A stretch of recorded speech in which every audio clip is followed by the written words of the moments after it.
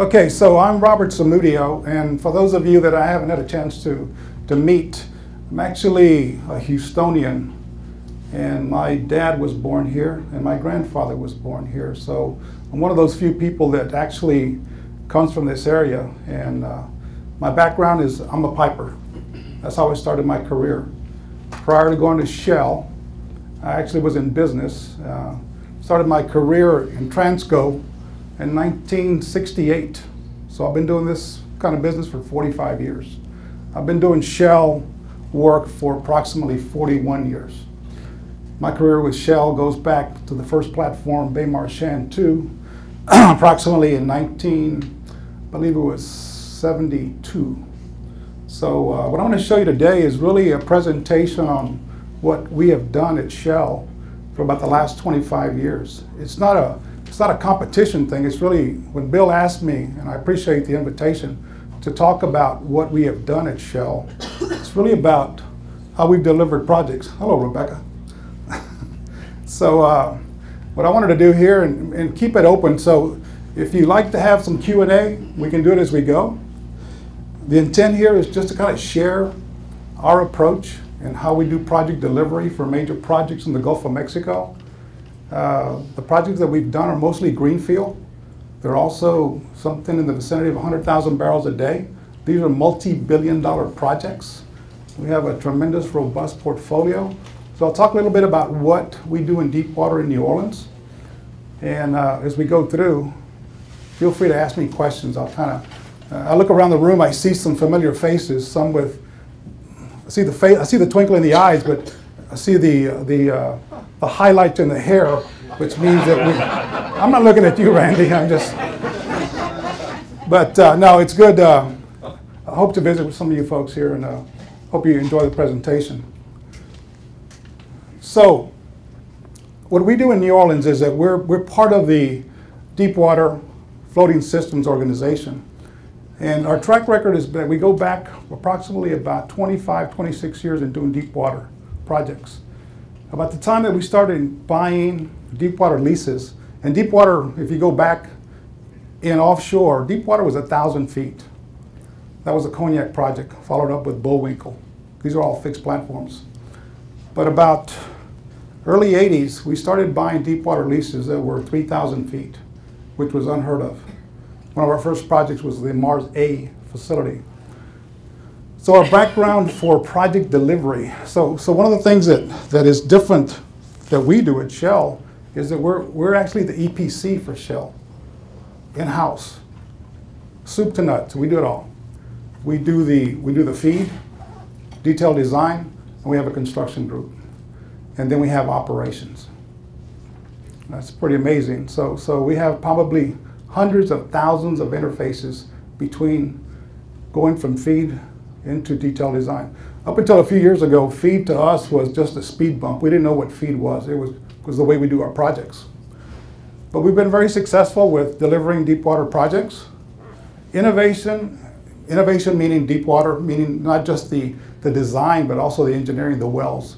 Our wells run approximately $100 million a piece right now for deep water wells, anywhere from 3,800 to 8,000 feet of water. A breadth of technical experience and the capabilities. So what you see up here really is offshore.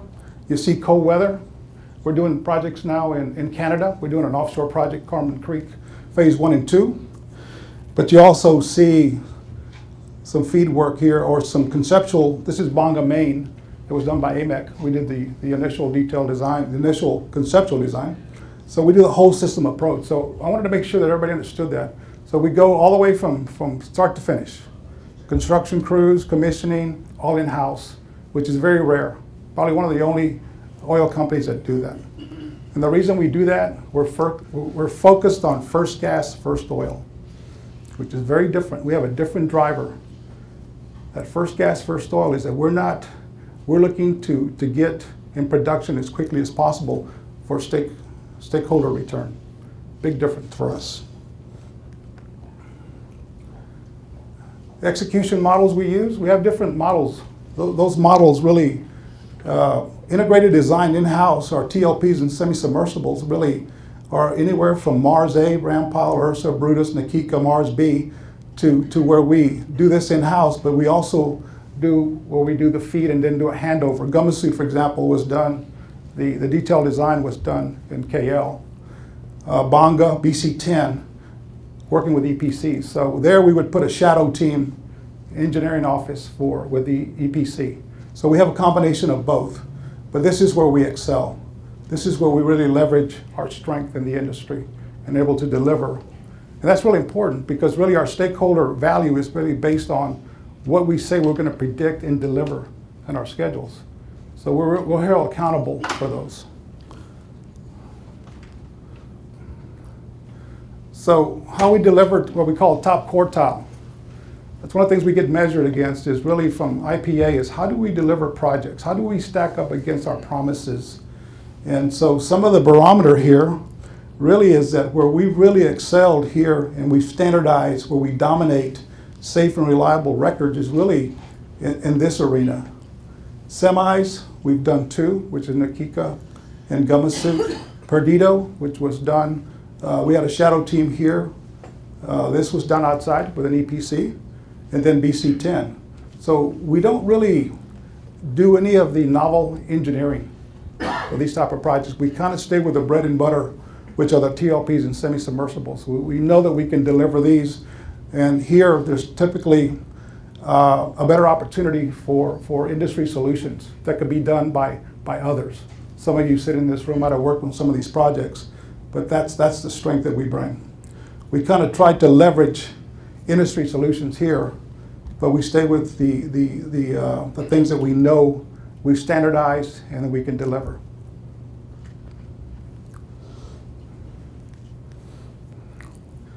So when we talk with folks that come and visit us, internal is Shell, external.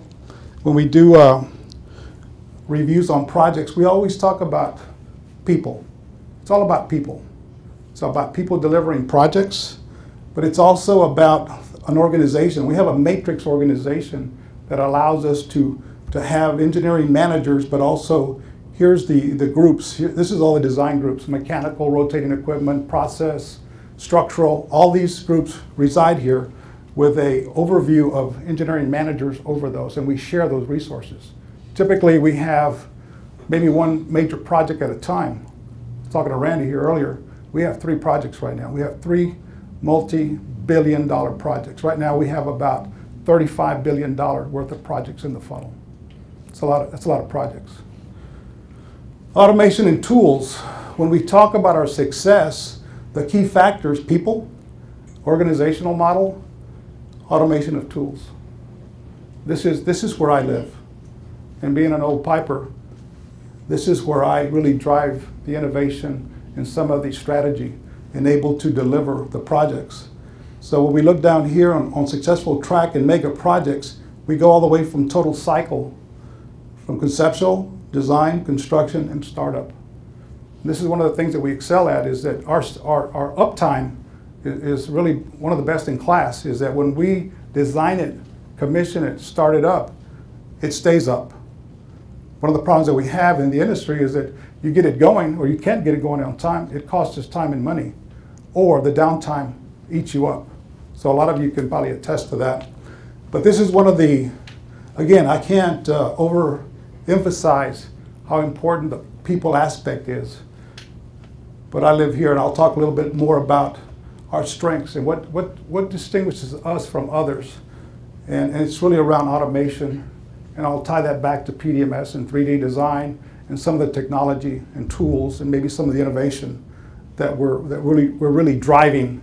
I like to use the word driving because really you can sit there and become a victim, or you can decide to drive it. Now, that's Shell's choice. And some people will take what's given to them, and then some people just, for example, Shell, we can't live with the solution. We have to go and be innovative and creative. Okay, so back to people. What I look for in people: attitude and aptitude. Got to have those two, and that's what drives it. And if you have that, We've trained many people here, probably some of the best pipers, some of the best layout design people, some of the best design engineers in being able to do this. Feel free to ask questions, guys, because I'm going to move through this, okay? So I talked a little bit about what is the disciplines, just to kind of fill out the picture. So the discipline consists of civil marine, which is here in Houston. We have naval architects. We have we have other EPCs, Houston Engineering. We have Sea Engineering that helps with this design. Also, we do work with them. They do work for us. Project engineering is part of the overall picture in order to deliver projects. Our group here, the electrical group, the PACO, for example, group, static mechanical engineers, rotating equipment engineers, and controls and automation, and of course, process engineers. Can't get it done without the process guys. This kind of encapsulates what we call integrated teams. A little bit different. If you think back in the 90s, early 90s, most of the oil companies were getting rid of their engineers. Shell was probably one of the few companies that didn't say, let's get out of that business. Let's get rid of engineers. And we didn't do that in New Orleans. We kept that design team together. And it paid off the dividends that you're seeing here in deep water. A lot of companies found it to be a commodity. We'll just go out and hire them off the street. That wasn't our strategy. Our strategy was to build on that strength that the engineers brought from continuity, staying together, doing design, lessons learned, being able to build on building better tools, inputting that experience back into the tools. Okay? And some of those tools, as I'll kind of point out here, didn't exist in the market. They weren't available.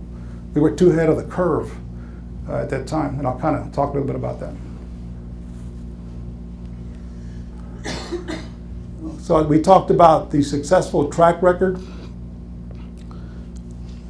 Ram Powell, I'm going to show you some the design that we were, the level of detail that we were on Ram Powell. I'll show you in a minute.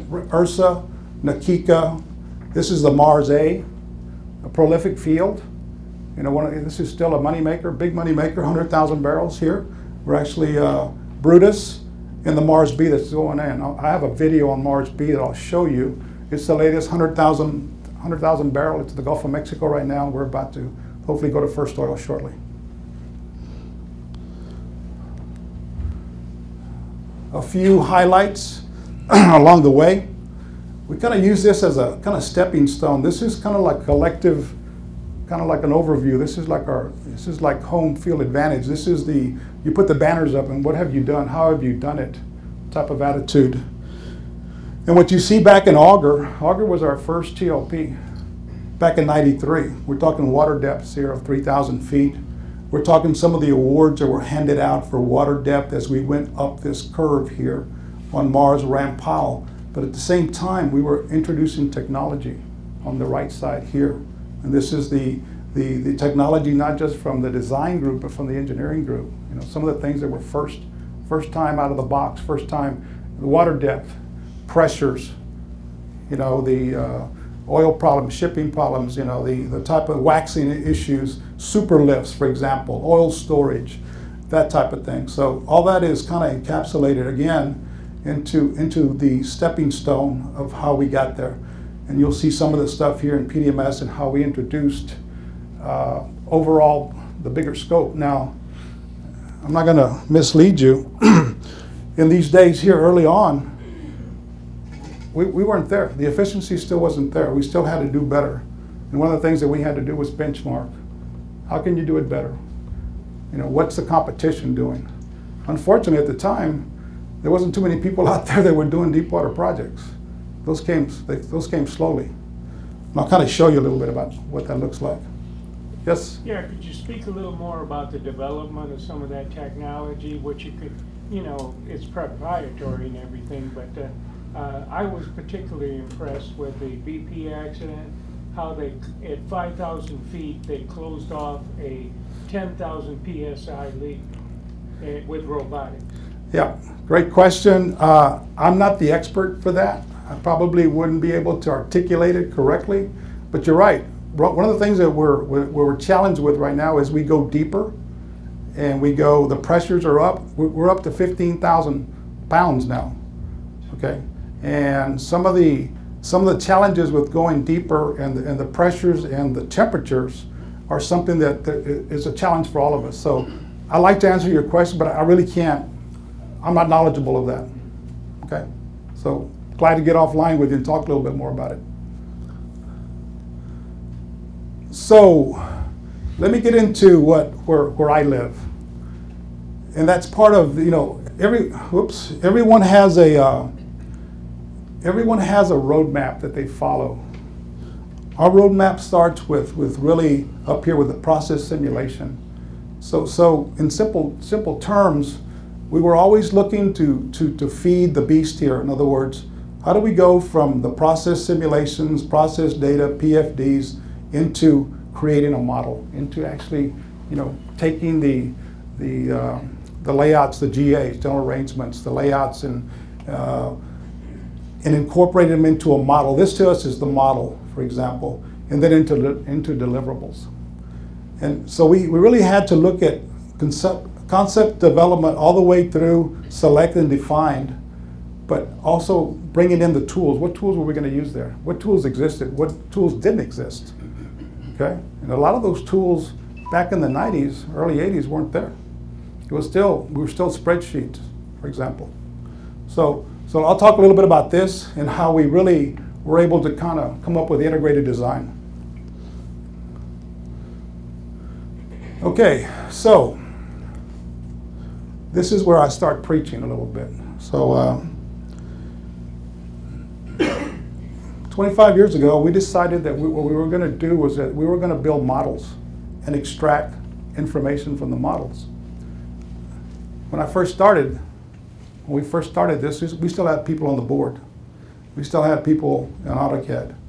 When I used to visit Brown & Root and a few other companies, they still had the guy on the board that was the guy that had 40 years, giving it to the younger guy that was doing it in AutoCAD, and then they were going to go model it in 3D. That was the process. And all of us said, man, gee, nice, but you know, that's not going to cut it. So what we decided to do then was really to right from the get-go, just train people, get right into the model. No 2D, right into the model. That was a leap of faith. So what we do here is that 97% of our deliverables from Shell come out of that model. Let me say it again, 97%. 3% are basically your details, your standard 2D details, joints and, you know, things like that. Hose stations, hose reel stations. So what we developed was really ADP, automatic drawing production. And you'll see these real clever names like Impact and Smack and Easy Street. These are all the, well, when you develop them, you can name whatever the hell you want, right? So that was the good part about this. But this is where we really focused was, I was running about 180 people right here to do one project. And once we started getting into gear, we knocked out about 60% of the hours and the manpower through automation. Okay, so at the same time, we were benchmarking with other people. What does it take? What does it take to do? What's it take to do ISOs, drawings? What's the design time? What's the layout time? What's it take to do a 100,000 barrel facility? The average in the Gulf of Mexico for a 100,000 barrel facility is 15,000 one-off pipe supports. How do we know that? Because we got a track record that tells us that. How long does it take to do a pipe support? The average industry average anywhere from 8 to 18 hours. Automatic drawings, our Impact and Smack takes us 1 hour. That's what we do. It's 1 hour for detailed design in the shop drawing quality stuff. So what I'm not going to show today is the IP. I can't show you that. I apologize, but that's something that's very dear to Shell. What I can tell you though is that it can be done. It can be done and it can be incorporated into how you work. It's a matter of how you want to really drive your development and also how you want to execute your projects. Again, we're focused on first gas, first oil. So the typical stuff that most of us do in 3D, isometrics, interfaces, bill of material, class management, weighting center of gravity, these are all common. What I tell people when I do presentations for Shell managers on delivery is that 3D does not guarantee you success. I don't care if it's PDMS, Intergraph, or whatever. It's the processes and the people, okay? You can have a 3D system and you can still screw it up, all right? Robert, what about the impact of maintaining and maintaining the software development that you do? Is that a significant impact on your cost savings that you gain on the work? Well, there's definitely a price to pay, right? So in order to do, because there wasn't, and I'll talk a little bit more about it here in a minute, because there wasn't electrical and instrumentation software at the time, we developed it. So it does take time and money to keep that up to speed. But again, it offsets the cost savings that we have. So we found a lot of continuity, especially when we went from the Gulf of Mexico to Korean shipbuilding mentality. Most of you are familiar with working with the Koreans, the shipbuilding, they want it all at one time. Guess what, you got a problem. Because most people stage their deliverables. Most people do their piping, then they do structural, and who's the last guys out the door? It's normally your I&E guys. Guess what? Can't get it all at one time. Well, we had to. That's why we developed some of these in order to be able to do some of that. So it allows the fabricator to have better pricing for us to be able to be more successful, especially with competition with Korean fab yards. Okay. So I'm not going to talk more about that other than I think this is a lot of the stuff that we do and really in 3D design is that we deliver something that looks like this. Again, the only difference for Shell is we model and we take information out. I got something that I call the death spiral that a lot of people use, and I've seen runaway trains. I've been on peer assist where they've asked me to go check, please go help this project and see where they're at. What normally happens, they've left the model, gone into 2D drawings, and they're updating 2D drawings forever. Well, you know, that's a choice that you make. You can put more people on it. I've seen as many as 100 pipe support engineers on one of our Shell projects that we weren't involved with, that we were doing peer assist. Fabricator made, the engineering company made out great. They burned up some hours. Got the project done, but it wasn't on time, and it was over cost. So that's a problem, that's a challenge that we all have, right? It's not just Shell, it's all of us have that challenge. So we continually drive automation and continuous improvement. That's something that's driven within Shell, is to automate, standardize, replicate. It's more into the oil and gas companies than it is with an EPC, I think. I'm not sure. Been many years, but I'm not sure how much replication and standardization. But that's something that we continually use. ESSA, we use ESSA, eliminate, standardize, simplify, and automate. Wow. Well, that's what pays the bills. Yes, ma'am. Do you use the MISC standards here? Yes, yes. Yeah, we do. Okay, so a little bit of highlights. We've been using PDMS. Now I'm talking about PDMS now. For about 26 years. We've delivered about approximately $30 billion worth of projects using the software. Pretty impressive. That's a lot of work. It's been done in 26 years. We have about 7 million man hours of major hands-on experience using that. And we have work processes, we have roadmaps, we have tools that choke a horse, that really, it's a way of working. We're also recognized an industry leader in the work process and application. I think if you ever went to Shell and you went around what we call our PDMS review rooms, you'll see that the work processes are there. They're very well documented. We do a lot of global benchmarking with the industry and competitors. By that I mean, I like to go do peer assess. I like to go visit where Shell's given a job to an EPC to see where we're at. That's the fun part of my job. I get to see what we do, and I get to learn from them. And they may be doing something really slick. I get to see that. And they may be doing something that's not too slick that I may say, well, this needs to be improved, or we have a problem here. But we're raising the bar. We're raising the challenge. Because at the end of the day, we want to get that first gas and first oil for Shell. And this one we're proud of. Back in the 90s, we set a best in class average for less than 1% on clashes. You say, well, what does that mean? Well, that means how many rework, how much pipe, how many pipe supports, how much did we have to rip out? On Mars and Ram Powell, we were running 0.5%. That's how slick it was going in. Unbelievable. Doing pipe support, doing isometrics, doing anything we could do early on, doing it early, and going in just like smooth as silk. Unbelievable. Fabricator couldn't believe it. So.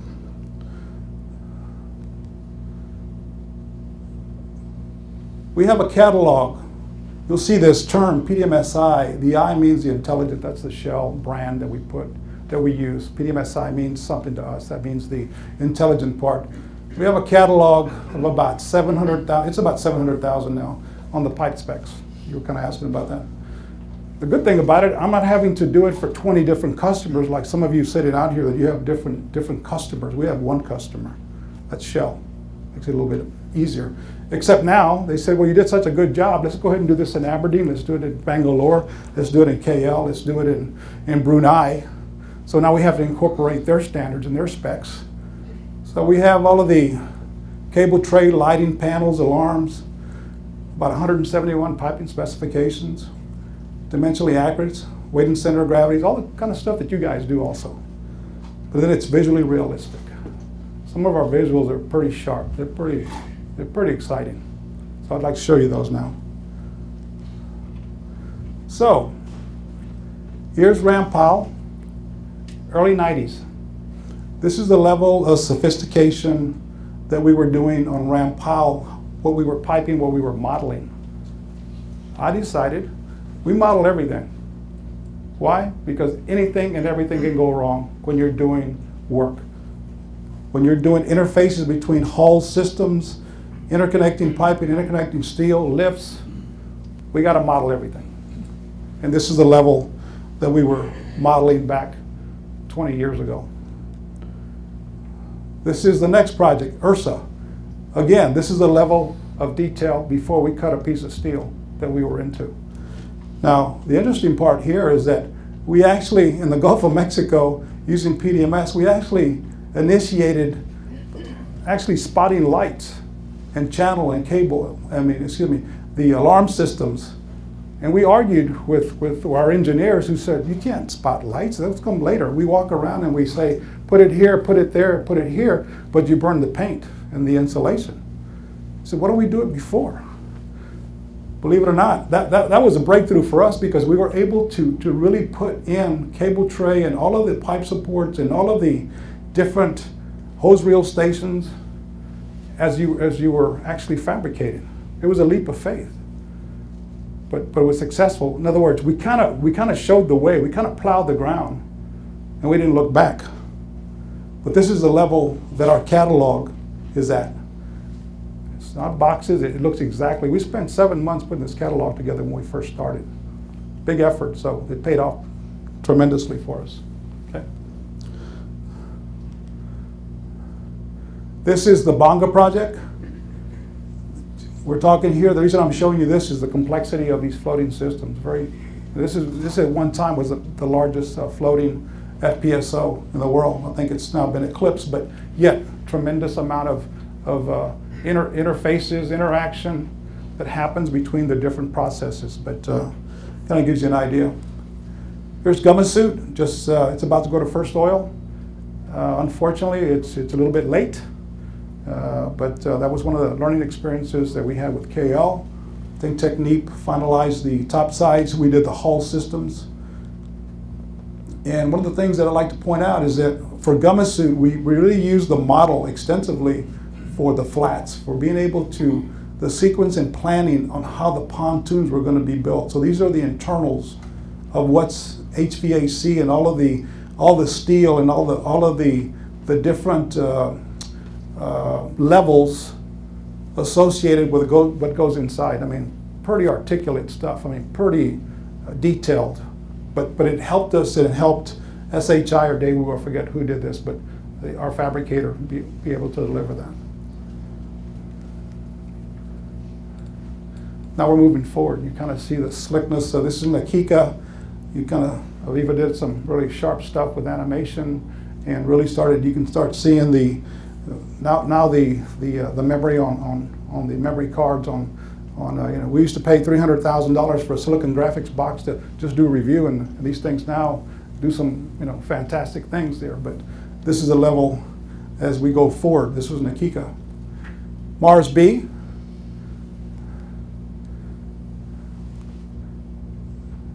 So I want to share with you the video, a little bit of what Mars B looks like. And this is what we had for the fabricator going to AFC for fabrication.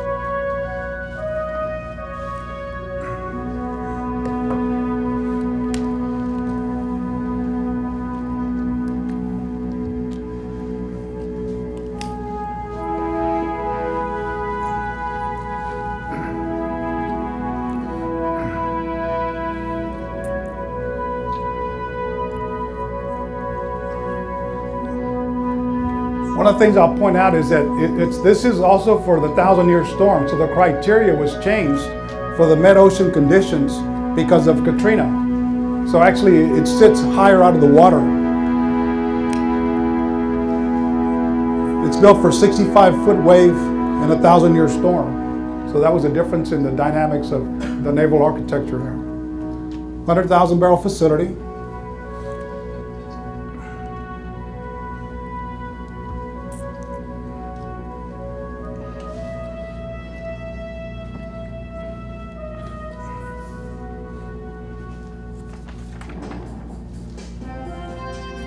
So what we're going to do is just kind of go through the process module. Again, this is the level of, we use this, everything you see there is either we have to buy it, weigh it, paint it, fabricate it, ship it, and you'll also see as you go through here, the stenciling. We did this with Aviva. This is the line numbering system, how we work in our models. So here's the pipe supports, and you're going to see some information coming up on cable, but you can also see a yellow. ENI 2000 is our PDMSI application that we use to actually do the design. You get some informatics information, but this is the interesting part here. We piped a 1/2 inch and above. Okay, so that's very unusual. Typically you'll see people 4 inch, 6 inch and above, but we go to 1/2 inch, and this is the level of sophistication that we go to. Instrument panels. So we've gotten very comfortable with this level of detail. Again, ENI 2000, 250 units of these. All the pipe supports are put in as they're putting in racking, which buys us time. So I'm going to show you some finished up Mars B work, but I'm going to show you how that paid off big time in being able to go to get out of the harbor in Ingleside. Again, you'll see the trim on vessels. You'll see this called Beamer. That's the automatic pipe routing, excuse me, that's the automatic pipe support program that we have that actually sizes the pipe and does all the details for the pipe supports. What an army of engineers used to do is now done by this application for us.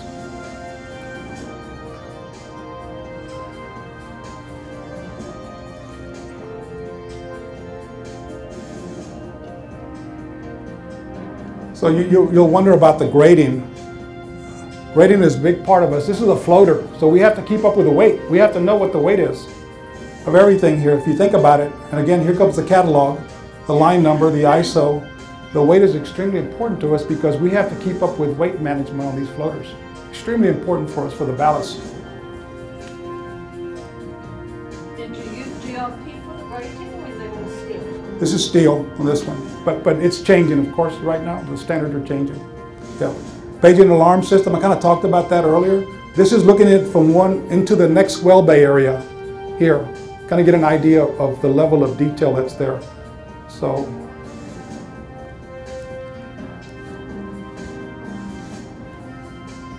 excuse me, are a lot of the equipment, is a lot of the equipment prefabricated in modules and it's brought in? we have a group called Shell Furnished Equipment. So what you'll see is that we actually buy all the equipment. This is a skid, for example. That may be bought as a skid, and then we'll hit the tie-in points. but the majority of it is actually all piped on there. But you'll see eye wash stations, you'll see metering, LAC units and things like that that are bought and set in place. Yeah, Bill? Well, when you buy vendor's equipment, does the vendor do the modeling, or do you? Great question. Typically, no. Typically, they're still behind, so we end up modeling the XYZ coordinates for the tie-in points. But we're trying to get them into 3D modeling now. I'm going to stop there. So kind of gives you an idea of the level of detail we go to. I wanted to kind of share this with you. This is where we're at with 4D and 5D. And some of you now have progressed to that. And Rebecca Ward here was very instrumental, and I think Roger, I'm looking at you over there. A lot of folks here from Aviva and others were instrumental in helping us really go from 3D. We got a request from my vice president, says, how can you extend the impact of 3D further? And so we had already let the contract to KOS 6 months before. So I'm here like the dog chasing the bus. I'm trying to see how I can get into 4D so I can affect the construction. And 4D to us means really, it's the model plus the time. It's really the Primavera scheduling for status and planning. That's worked out great. We're using that now on a Carmen Creek project. We'll use it for Apo and Vito.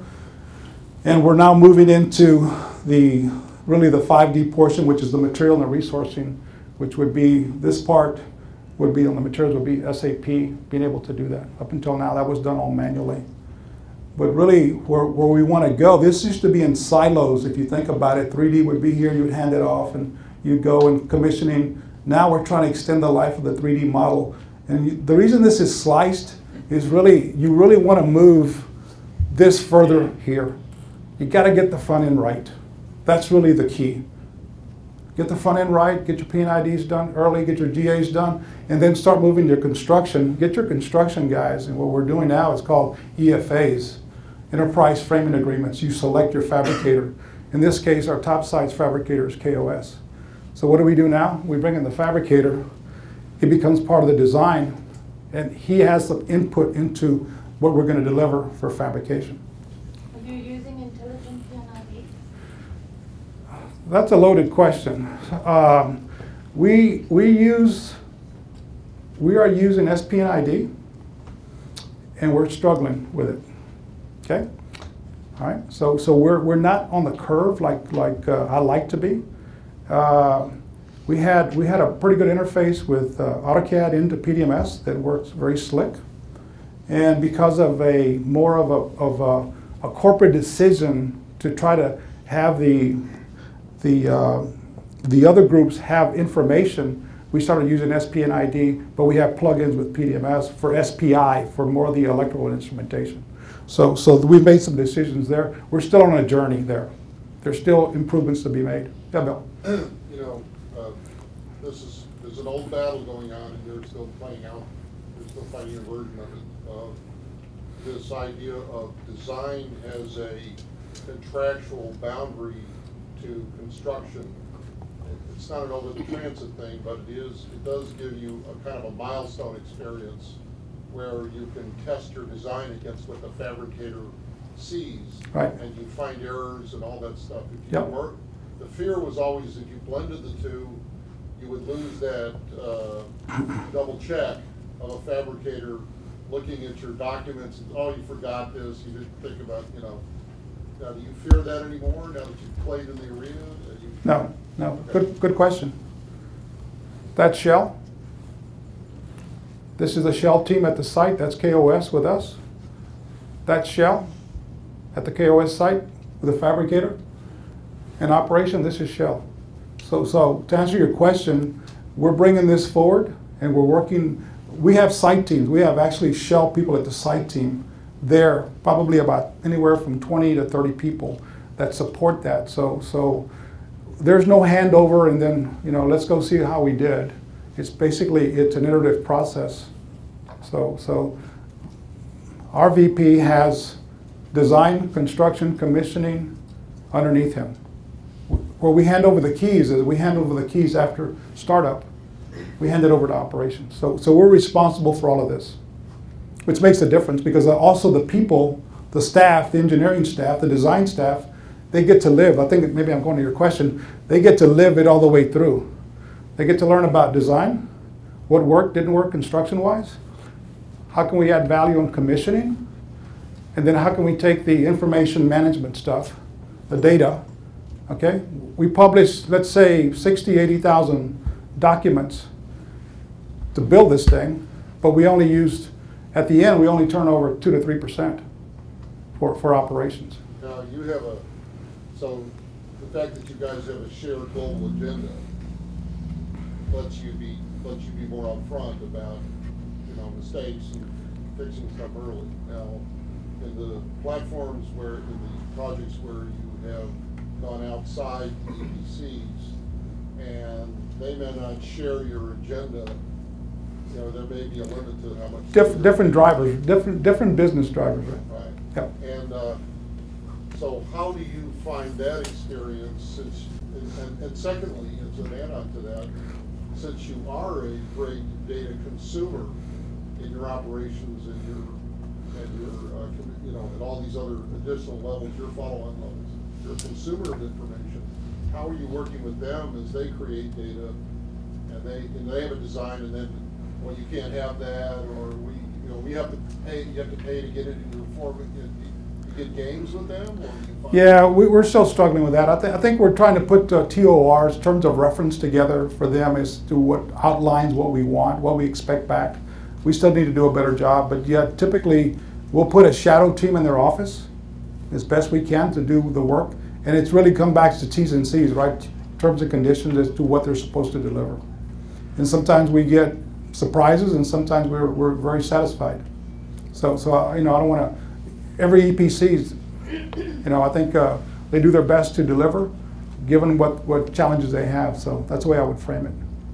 Excuse me. Yes. Yeah, is this 4D and 5D, is this industry-wide or is it just for Shell?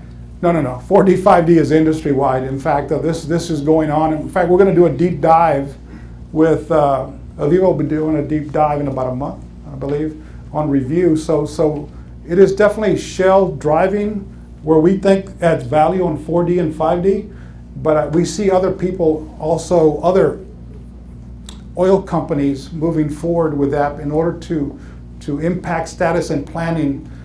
Bad news is one thing, bad surprises is another. We're trying to eliminate the bad surprises is what we're trying to do. So it's more industry, it's not just Shell. It just happens that we feel very passionate about moving that forward, and we think there's a big value proposition there. Okay. You're just smarter than everybody else. I didn't say that. I think I'm not sure about that. So I think let's say that again, we rather drive it than be a victim. So, okay. Okay, so this is the part where, so how are we going forward? What are we using here? We're being hosted here by Aviva. And so this is how we feel. This is what we're using right now. So we're moving forward with AvivaNet, the use of AvivaNet implementation for both Apple, Vito, and Carmen Creek. The Mayflower touchscreen technology you saw outside, I believe, the touchscreen. To me, that's breakthrough technology. To me, this is where I was in The Hague last week, and this is where we were talking with Aviva and our ITIM guys in Rijswijk. Where I see is that we're moving away from the spreadsheet type of engineer, and what we're moving towards is that shift change that's coming, where people like the iPhones and the touchpads, we see this as a big collaboration tool. Okay, we see this as being able, think about touchscreen technology. 4-year-old can walk up to it. There's no setup time. You can start talking, collaborating.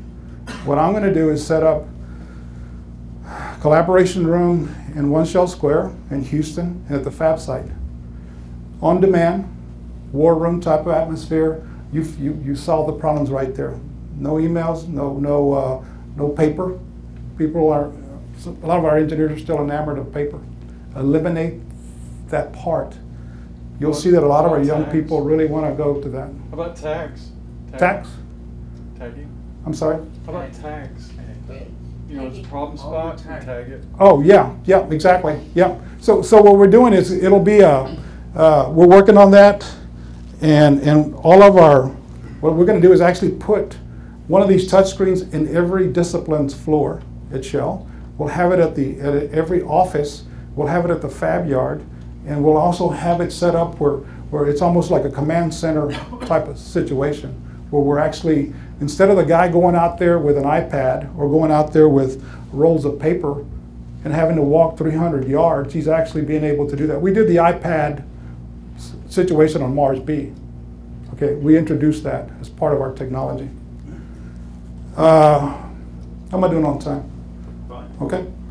So we're moving to everything 3D, implementation and migration. We saw it here in this room about, I don't know, a few months ago. So we'll be moving to that shortly. Laser scanning, big part of what we did here on Mars B. We're also going to use it on Carmen Creek. 3D printing. People are saying, well, what are you doing with 3D printing? Well, I've got a vice president that's very innovative. And I hope you don't cut that piece out later on, but he's challenging us to really, what can we do with 3D printing?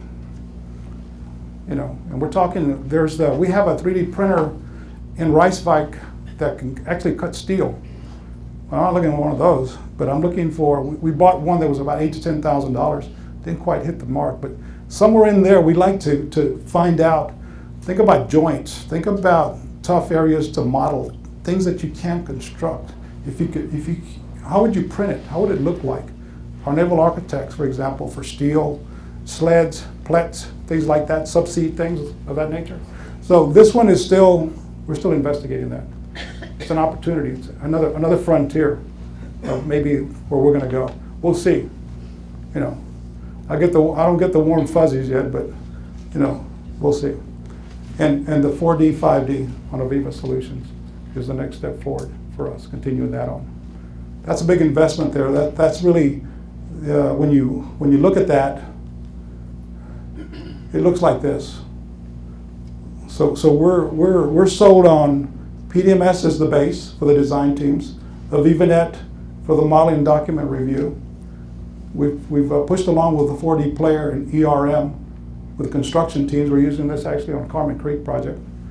Actually, I'll tell you a little story real quick, is that in Canada, there's never been a successful project ever on time, on schedule in Canada.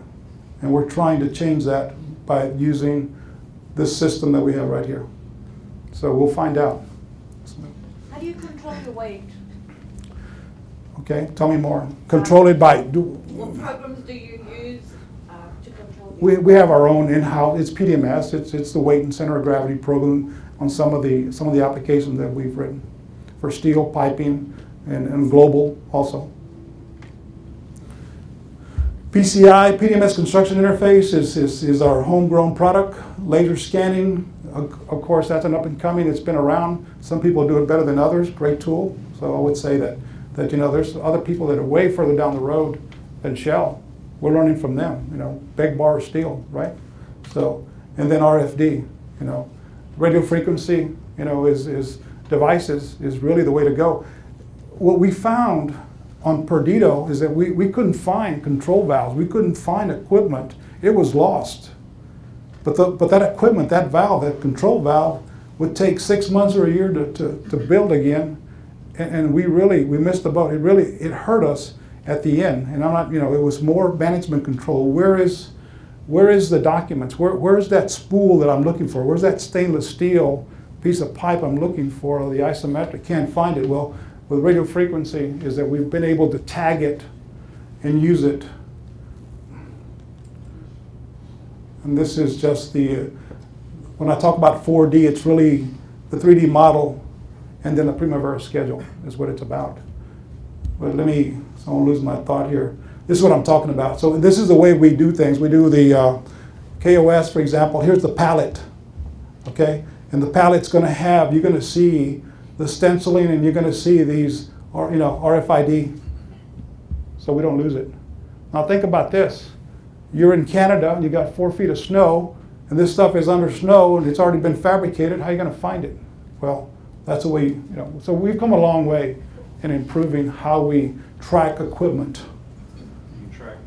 stainless steel barbecue pits going up. That's correct. That's right. And this is just a little video of the laser scanning on one of our modules.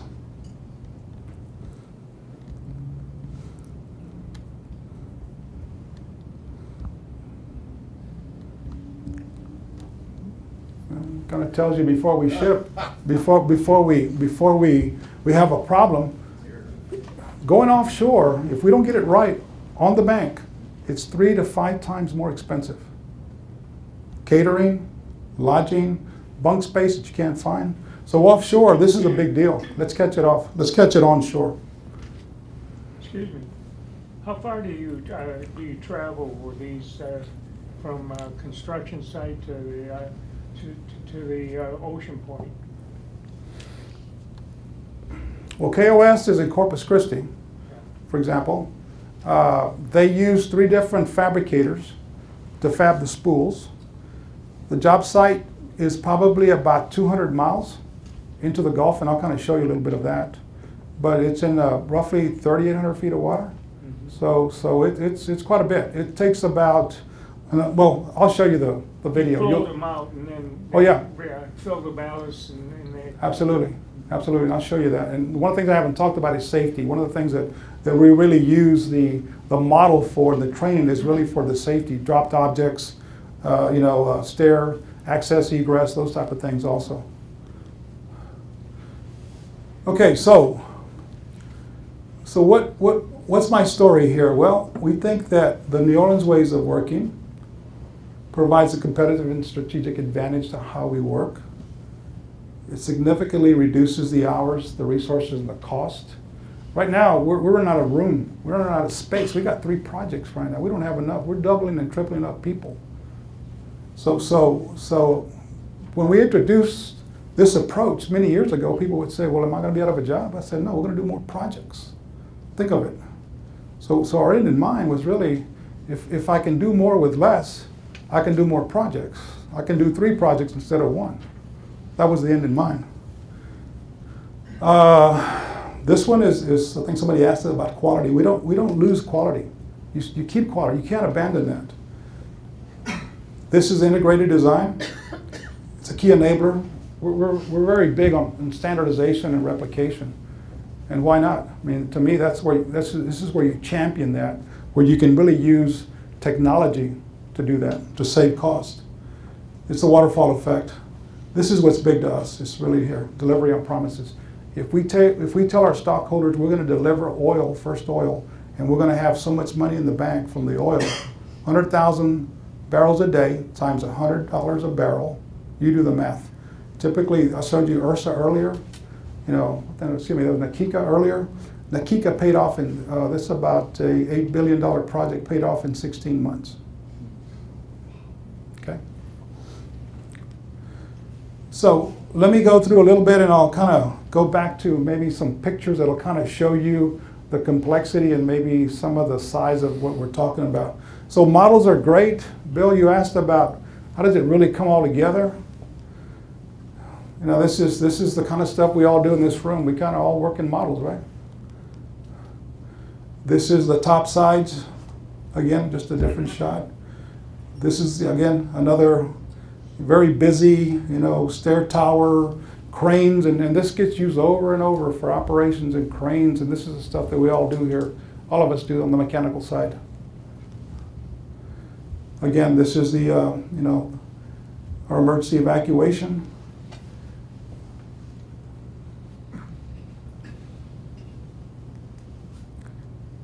Now, what does it really look like?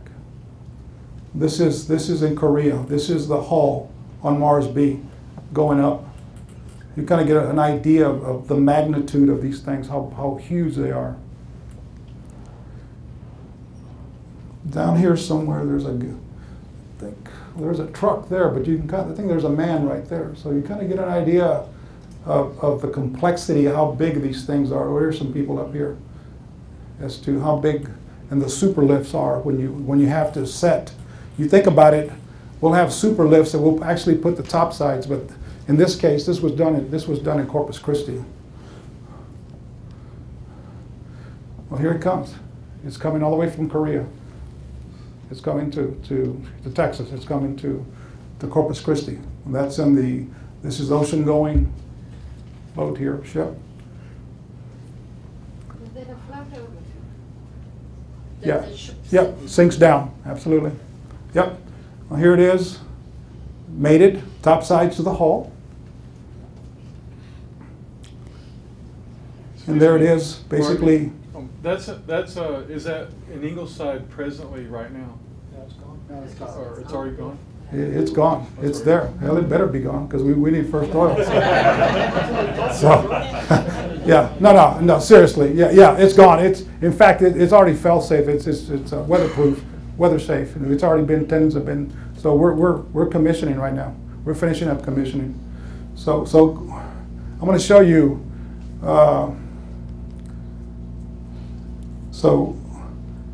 look at the hotel. So when it left, the people lined up because they could see this for miles and going out. This is going out to the ocean, right? It's going out here to be set. But this kind of gives you an idea of what this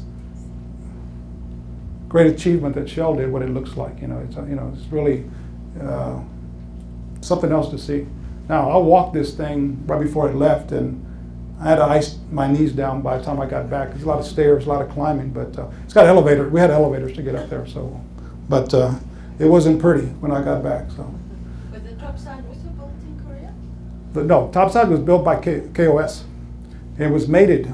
I took the pictures out. We can actually show you the pictures. In fact, if we have time, I'll show a video. But here it is. It's leaving. And what will happen, it'll actually be submerged, right? It'll go down into the water when it gets to its resting place. So the reason I want to show this is a little bit of pride here. This is no reflection to any of you that might have worked on these projects here. But here's Mars B. Here's the Anadarko Lucius Spar. Here's Chevron Bigfoot. And here's Jack St. Milo. So KOS was pretty busy. One of the things they got going for is their lift capacity. Okay? We were 6 months behind these projects at one time in fabrication. I mean, we were literally 6 months behind. Okay? That's the picture of Mars B leaving on July the 13th with our competition still in the background.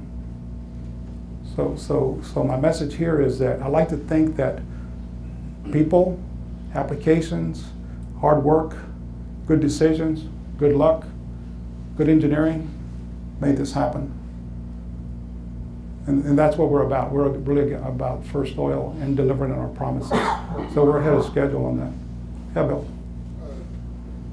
We've talked about this previously, but when you automate to this degree, and when your design decisions have so much consequence and have so much impact, and when you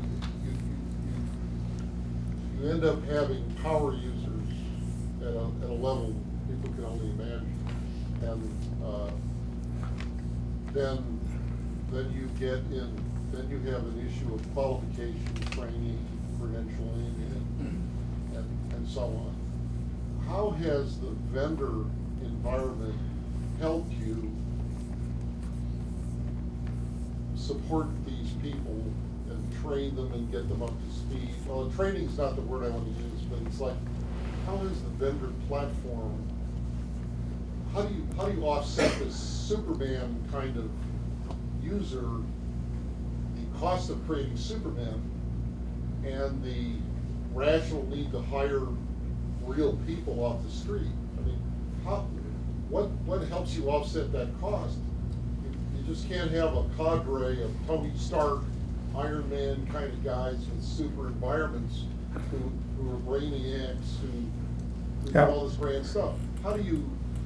What are the offsets that allow that to be a real process? Do you follow where I'm trying to go with this? What are the offsets that let you bring real people from the real schools and the real backgrounds and let them reach this level of responsibility, this level of impact? How do you bring them along? So what's the succession planning in order to build capacity and capability? Of the people. Of the people. You know, because their actions have so much consequence, they have to be so knowledgeable. So I have, okay, so let me try to answer it this way. So are we getting help from schools or universities? No. Well, I go back to attitude and aptitude. I'm looking for people that really want to learn, that really want to do the technology, really want to design. New Orleans is a tough market, extremely rough, okay? You probably have 1,000 engineers and designers for every one that I've got in New Orleans. That's a tough market. You just can't find people. It's like National Geographic over there. It's basically, it's got alligators, hippos, and everybody, small pond, and it's shrinking. Why? Because they're all coming to Houston. Why not? You know, cash in, come over here and get deep water experience in Shell and come over here and cash in. That's what's happened. We had a big turnover of people back in the 90s.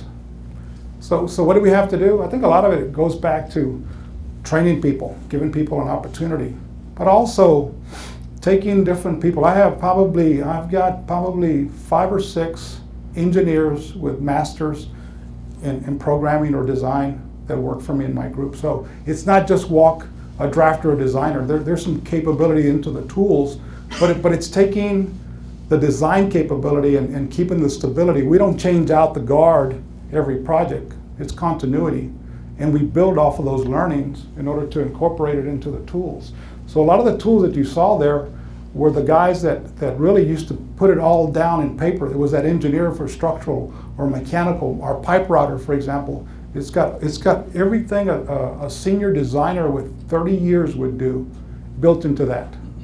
And if we have to tweak it, we'll tweak it. Okay, so that's, I guess I was leading you with the answer I thought you did a good job, yeah. You've begun to incorporate into your software the expertise that a power user would need. There's artificial intelligence built into that we have zeroed in on. Yep, that's right. That doesn't exist in the open market. It's our IP. Yeah. Sorry, do you use auto-routed or Yeah, automatic? we have our own auto router. Yeah, we developed it about 15 years ago. And so typically, we'll use probably 2 people to route all the pipe that you saw on this thing. That's what we use. 2 people to route all of this. Now the drawing production is, you know, so I'll probably run no more than 60 at one time for a whole facility. But the auto router can be, and we're talking the bulk pipe, guys, okay? Yeah. Run the bulk, get the racks in place so you can run your pipe supports and you can do your beamer applications. It terrifies people a lot of times. But then you back up and say, well, wait a minute. Well, now we have to define it, right? Because what you're after is trying to get the weight and center of gravity. You're trying to get the material up front. So we're good at that. You got to get the front end right. And this is where we spend our time. That's the advantage that we have, I think. That's the investment that we've made. Put it that way. How am I doing on time? Well, we started a little early, so Okay. I think we're okay. Okay. While it's reloading, I'd like to throw in something. I think from people I've met that have worked at Shell and that I've known, if you talk to somebody that works at Shell, they work there for 15, 16, 25 years, as opposed to a lot of other companies that, I've been there for 6 months or 3 months. You don't have the turnover, I don't think, at Shell that a lot of other companies do, and that says a lot to Shell's favor. Well, let me put it that way. When I get resumes from people that want to come from Houston and New Orleans, I'm going, why? Absolutely. Why? Now, if they tell me, well, because my family lives there, I want to come home, okay, let's talk. If they tell me, it's the money, okay, be upfront. If they tell me that I want to come learn because of technology, because I want to get my foot in the door, even better, let's talk. But typically people say, well, I want to come over, and then the problem that you have is that first question I ask, you have kids? Yeah, what's their ages? Well, it ain't gonna take long. First dance recital, baseball game, so it's a tough market, really. It's a shrinking market also. There's not a big demand. I mean, there's a big demand, but there's not a big resource pool there. So very difficult. Being that most of my career has been contract, say 35 years. I've seen on the board 2D go to 3D, and I've had recent training on the 3D programs, many of them. I have experience in some of the 3Ds, but the training that I've had, let's say, my point is, there seems to be a wall between refinery designers and offshore designers. It's not a back and forth kind of thing for contract work. Yeah. Even though we have a whole lot of piping background, Yeah. I can't seem to, there'll be years where I want to go do offshore. No way. Yeah. I have PDMS training. Yeah. I have 3D skills. I have checking skills. My piping is 35 solid piping years. I can't seem to get into offshore. My offshore, for instance, is in the 1980s. Apparently, a person, in my opinion, has to make that early on decision. I'm going to do offshore and kind of stay in it. Am I correct on that? I think so. I think so. I think we're very prejudiced. That's Randy's fault. He You know? sent out that memo. I think we're very prejudiced when we look at resumes because actually when I talk to people, my background is piping. I used to think I was pretty good at it a long time ago. Is that the prejudice comes in that you have to be able to pipe in a closet and do it well. Okay? And it's skid and module. And there's this perception, right or wrong, that when you work in a refinery, you got lots and lots of space and acreage to do it. So it's unfortunate, but have I seen people that do downstream work come in and do good in offshore? Yeah. But you have to invest the time, and it's really learning not so much the tools, but ways of working. Hope that helps. Thank you. Yeah, Bill. I'm also aware through some other interests of mine of the SEMS activity and this new constraint that operators be trained and credentialed before they allowed to operate offshore. That's not a new idea elsewhere, but that's something Right. you have to live with it. And I'm wondering and since so many of these offshore projects are like moonshots, you have to design them and people have to be trained elsewhere. Any double repurposing of these models and training, credentialing operators? Is there any play there? Or is that That's a loaded question. I couldn't answer that. That's probably, there are modules, absolutely, for training, for operation readiness and assurance. But I don't live in that space, so I really wouldn't know. But Shell definitely. Egress and Yeah, access, egress, absolutely. Stuff like that. Yep. Mhm. Yep. okay. Yep. Human factor. Yep. Human factors engineering and things of that nature. Absolutely. The only thing I could show you would be if you'd like to see it, would be actually Mars leaving Corpus Christi. It's about a few minute video, if you want to see it. Thomas, do you have it? We covered the questions during the Yep. presentation, so we got a little time. Okay. So this was this was on the Shell tube. So, but it's really a good piece of work. I mean, hopefully, do we have sound? There we go.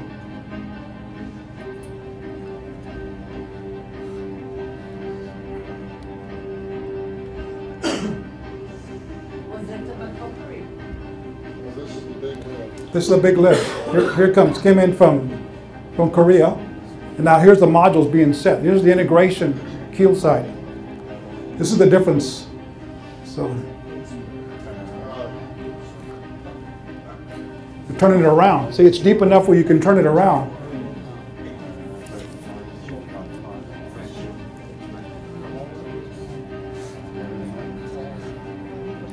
This is Family Day in Corpus. I see this platform every day from my office, straight across the bay. She called her, she's like, check it out, they're going to put part of the modules on top. But they looked about 2 inches tall. This is bigger than I ever thought it was going to be. It makes the tankers look like toys. My role in the project was to be topsides engineering lead, which means I coordinated the group that designed the facility and bought all the equipment. We've been married for almost 24 years, and I've wanted to see what it was like to be on a rig. And now Shell let us go get a tour, and it's just wonderful. It's so much bigger, massive, than any of the pictures. I thought it was awesome. Like, it was great to actually finally see what my dad's been doing all these years. It's incredible. I'm very proud. My husband is Urban Tyler. He's one of the HSE leads. I did not expect to see it as up close and personal, like that big. The thing is, oh my God, it's beautiful when you're coming across the bay. It's gorgeous and it's very huge. They put a lot of sweat and tears into this project to get everything done. I'm very proud of him. I am very, very, very, very proud of him.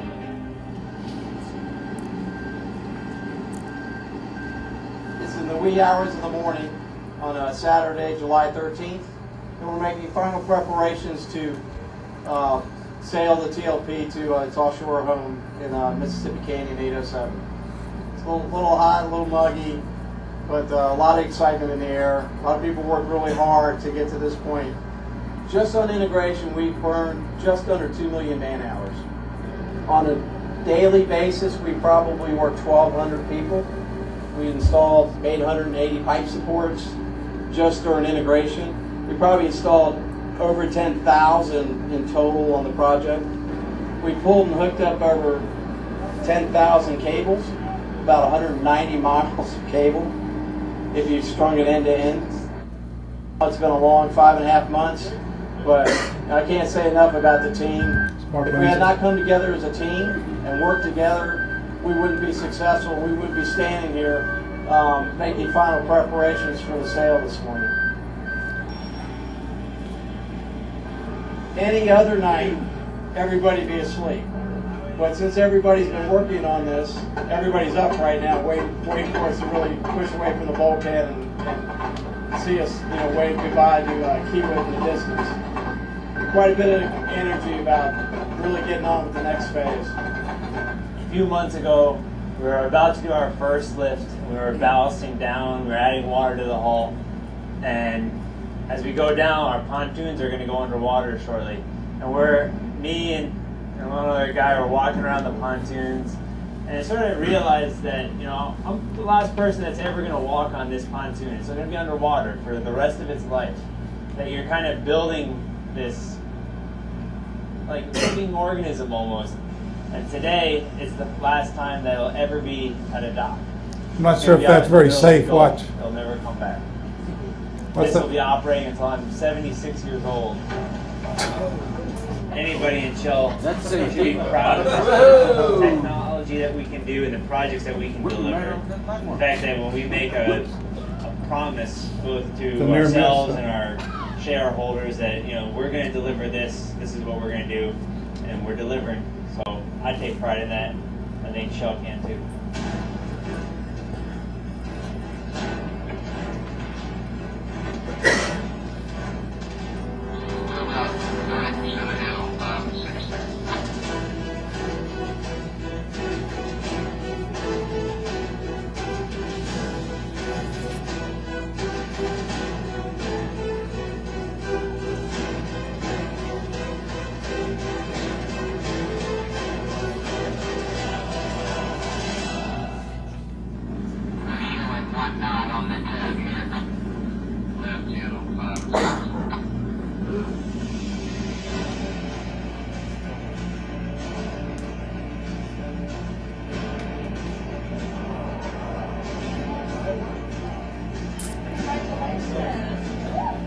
My dad built that.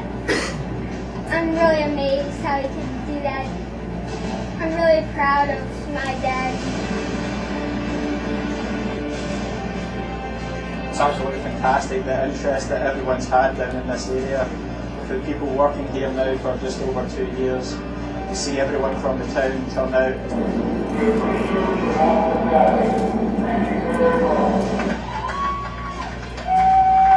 All the way down through the channel, they'll be making announcements to the people on the door about how proud they are to have Olympus, how proud they have to be working in this area, and also for the hospitality that everyone is showing. Now to see that sail away is just an amazing feeling. It is really down to the people, the dedication, the professionalism, the ingenuity that everyone's shown is tremendous, and it is all about the people who's involved in the project.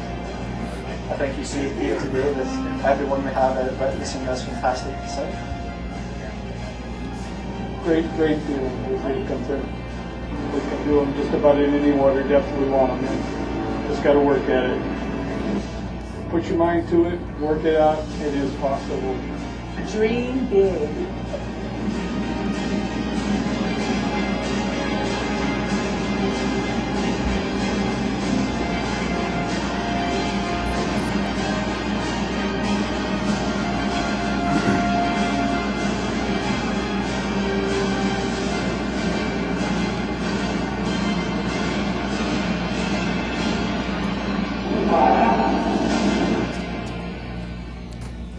Well, thank you for letting me share our story.